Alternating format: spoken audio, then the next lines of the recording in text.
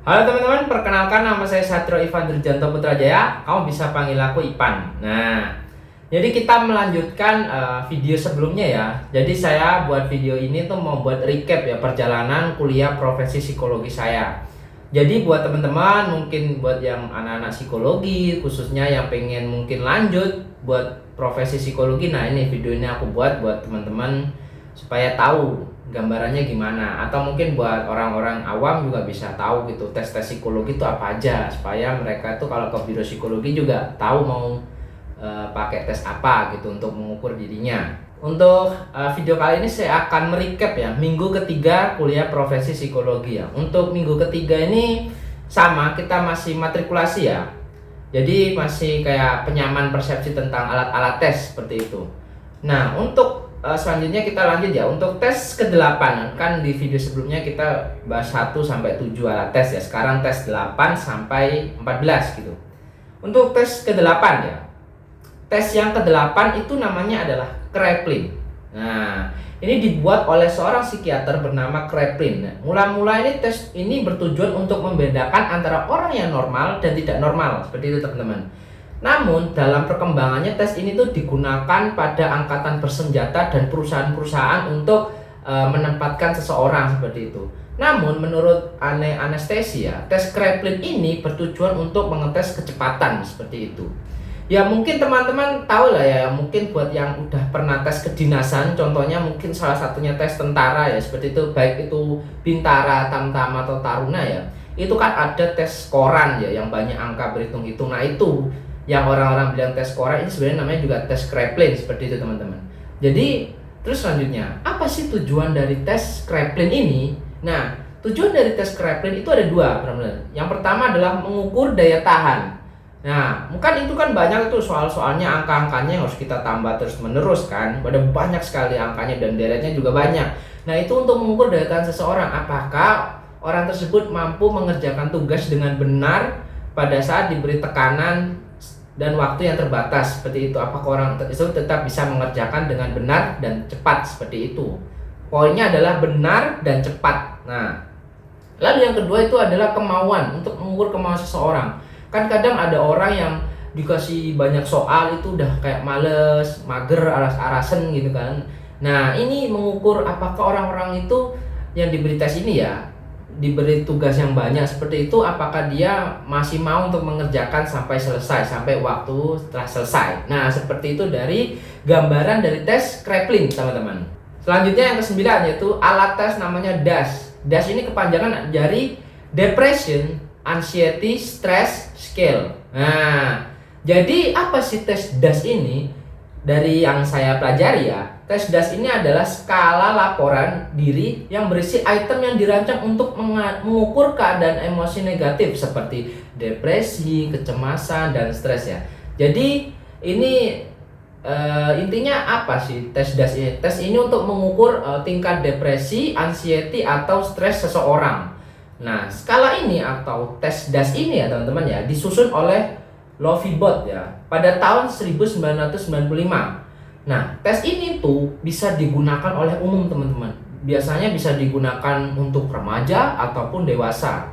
Nah, jadi ini nih nilai utama dari DAS dalam tentunya dalam setting klinis ya teman-teman ya, untuk memperjelas lokus gangguan emosional seseorang sebagai bagian dari tugas penilaian klinis yang lebih luas. Jadi kesimpulannya apa? Jadi tes DAS ini adalah tes yang digunakan untuk mengukur tingkatan dari depresi, anxiety, stres dari seseorang. Nah, seperti itu gambaran dari tes DAS. Yang selanjutnya, ini ada tes yang ke-10 ya teman-teman ya. Yang namanya adalah CBCL atau Child Behavior Checklist. Nah, dari namanya kan kita udah denger ya, child ya, berarti untuk anak-anak tentunya. Jadi tes CBCL ini apa? Tes CBCL ini adalah teknik asesmen standar yang biasa digunakan untuk mengetahui kompetensi anak dari aspek perilaku dan motorik.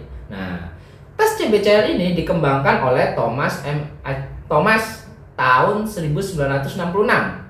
Jadi tes ini serangkaian pengukuran multi-aksial berbasis empiris guna untuk menilai anak dari orang tuanya.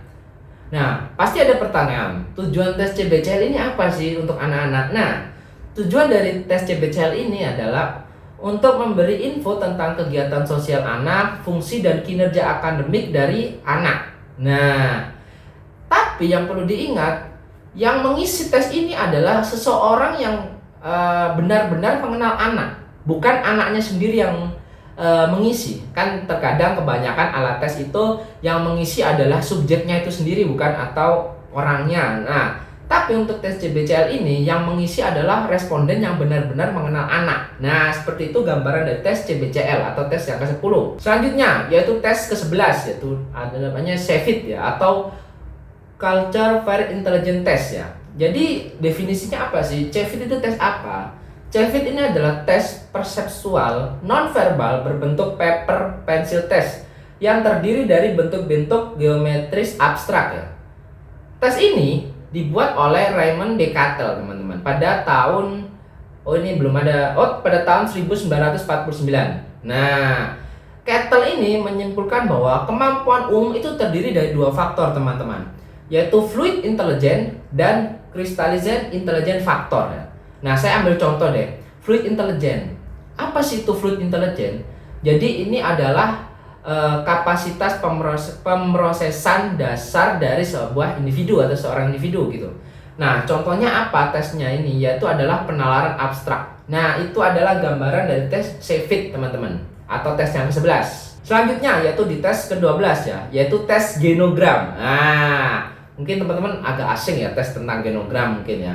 Nah, jadi tes genogram itu apa? Tes genogram itu adalah sebuah tes yang berbentuk sebuah pohon keluarga seperti itu. Atau secara spesifik itu intinya kita itu ingin memetakan silsilah keluarga. Misalnya teman-teman ini anak keberapa dari berapa bersaudara. Lalu di garis ke atas yaitu orang tuanya. Ayah teman-teman itu anak keberapa dari berapa bersaudara. Lalu ibunya teman-teman itu juga anak keberapa dari berapa bersaudara. Itu nanti naik sampai kakek neneknya. Bahkan kalau ada orang yang hafal itu sampai buyut-buyutnya itu juga bisa. Nah, apa sih tujuan dari tes genogram? Ya, tujuan salah satunya ya, karena memang banyak, salah satunya dari tujuan tes genogram itu apa? Jadi tujuannya adalah untuk mengetahui bagaimana perilaku seseorang atau individu itu terbentuk, karena pola asuh orang tua itu akan mempengaruhi perilaku anak. Setuju bukan? Saya ambil contoh, apabila mungkin bapaknya itu dari background yang misalnya, mohon maaf, background militer yang didikannya keras gitu kan. Ya nggak semua lah, ini hanya saya ambil contoh aja, ini contoh salah satunya aja. Nah, misalnya background militer dididik keras, nah otomatis anaknya itu mungkin bisa terdidik keras juga seperti itu. Kemungkinan anaknya juga ikut keras gitu karena didikan dari orang tuanya yang ternyata backgroundnya dari keluarga militer. Nah, itu seperti itu tujuan dari genogram, teman-teman, untuk memetakan bagaimana si perilaku ini bisa terbentuk. Nah, seperti itulah garis besar dari tes genogram atau tes ke-12. Selanjutnya yaitu tes ke-13 ya, yaitu tes WISE ya, atau Wechsler Adult Intelligence Scale. Nah, kalau ini kan udah jelas nih, ada tulisan adult ya. Mohon maaf lah, Inggris saya jelek gitu. Jadi maksudnya untuk orang dewasa. Nah, ini tujuannya apa? Ini untuk kegunaannya untuk memperoleh IQ bagi remaja hingga dewasa yang memiliki fungsi di atas rata-rata dan juga menentukan fungsi kognitif bagi orang dewasa ya. Selain itu, tes WISE itu juga bisa digunakan untuk mendiagnosis bakat dan keterbelakangan mental serta menentukan tingkat gangguan mental dan gangguan neuropsikologis yang berkaitan dengan faktor usia atau tidak terkait dengan faktor usia. Nah, seperti itu gambaran besar dari tes WISE, teman-teman, atau tes yang ke-13. Selanjutnya yaitu tes ke-14 ya, yaitu adalah tes intelijensi kolektif Indonesia atau disingkat TIKI ya. Jadi TIKI ini setiap subtesnya tuh mengukur kecakapan dasar belajar, yaitu kemampuan berhitung, bahasa, abstrak berpikir, dan berpikir geometris. Nah, hasil skor keempat itu akan mewakili IQ untuk belajar dari seseorang. Nah, TIKI ini mengukur kemampuan dasar intelektual yang dapat digunakan untuk belajar di bidang akademik, misalnya kemampuan berhitung. Nah, tes TIKI ini ada 3 macam, teman-teman. Yang pertama yaitu TIKI D atau TIKI dasar ya. Ini untuk anak-anak SD kelas 6 sampai kelas 1 dan SMP kelas 2 seperti itu. Ini untuk TIKI dasar.